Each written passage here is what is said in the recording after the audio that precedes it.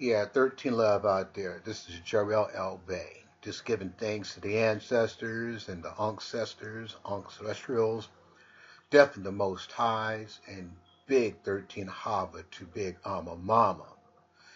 Uh, I just want to share something with you here about the Uniform Commercial Code. If you really did your research, you would know that your good book goes hand in hand with these codes.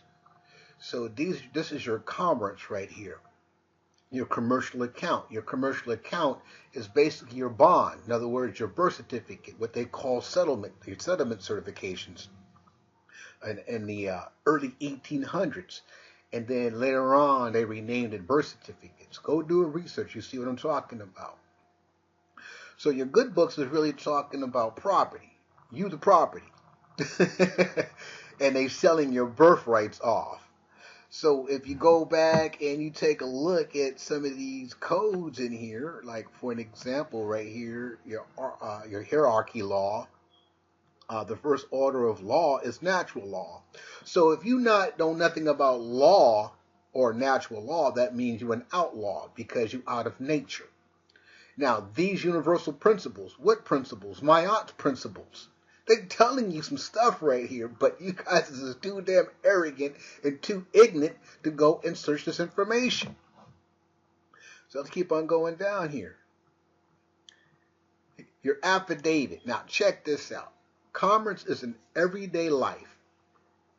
This life in the vehicle of or clue that holds or binds the corporate body political together. More specifically, commerce consists of mode interacting, doing business, or resolving disputes, whereby all matters are executed under oath, certified to each party's commercial liability by sworn affidavit, or what is intended to possess the same effect as true, correct, and complete, not misleading the truth, the whole truth, and nothing but the truth. Your affidavit, in other words, your spoken word, because your word is your bond, get it? So your word is your bond, is your affidavit.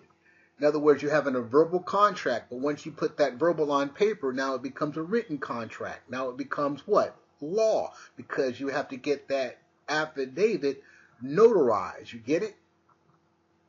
So look at the second one right here. This affidavit is usually required for an application or a driver's license. So if you have a driver's license, that means that you are not in your proper person. This is why they can give you a ticket. Just like you go for the show, you go watch the movies, guess what happens? You're going to pay the price to watch that movie, right? So you got to pay for that ticket while you the show being played. Because, get it, moving violation? Let's keep on going right here. Let's talk about that good book again. I'll shit on that good book. Why? Because it's right here and it's telling you. So you got all your references in your good book according to these 10 laws of commerce. Get it? So a workman is worthy of his hire. All are equal under the law. In commerce, truth is sovereign. You get it? Truth is expressed in a form of an affidavit. An affidavit is your solemn expression of your truth. In commerce, an affidavit must be accompanied and must underlay in a form of the foundation of the commerce transactions whatsoever. There can be no valid commercial transactions without someone putting their neck on the line and stated, this is a true, correct, complete, and not meant to mislead. So in other words, when you're when you're lying, get it? When you are lying, that means that you are not relying. That means that you are basically hurting yourself and the next person over to you.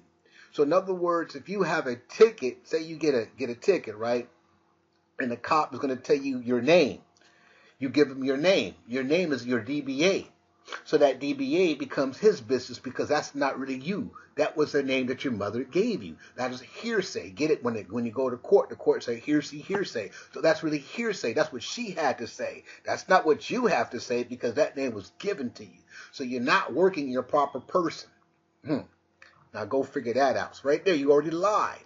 So now they're gonna give you a crime, a ticket, and now you gotta pay for that crime, your sin, a tax for the wages of sin. You get it? The wages of sin. You get it? So that money of your sin. So they're taxing you. Here we go again. You got some more information on here. So go do a research. Go out there and double check and go to Google, whatever you want to do. Go to a search engine and basically you want to go ahead and look for mastering the UCC PDF file. Okay? Yeah. And then once you do that, then you should be ready to go. Just read about it, learn more about yourself. Stop focus on this outside garbage. Stop dealing with slavery. There was no such damn thing as slavery. When you go back and look at the root word slavery, you look at the root word of slave, take the E out, you got the word Slav. So who were the slaves? Who were the Slavs? The Slavs were Slavic. Germany. The German. You get the ones that we were bathing as Moors. We were bathing them because they were our Slavs. So in other words, we not just enslaved them like what slavery is today because you've been watching that damn television. It wasn't about the chains and all that stuff. We did that to clean up their damn act because they didn't have no mind to think. So we had to give them some form of consciousness or conscience. So your religion is really a science. But you think you got the best religion. You think you got the best God. Well, what about the Buddhists and all them? What about all the other different religions out there? If there's one God, then how come you all ain't coming together? So you're being separated. So who divided you? Divide. David. Was not David a so-called Jew? Revelations 2:9, Revelations 3:9.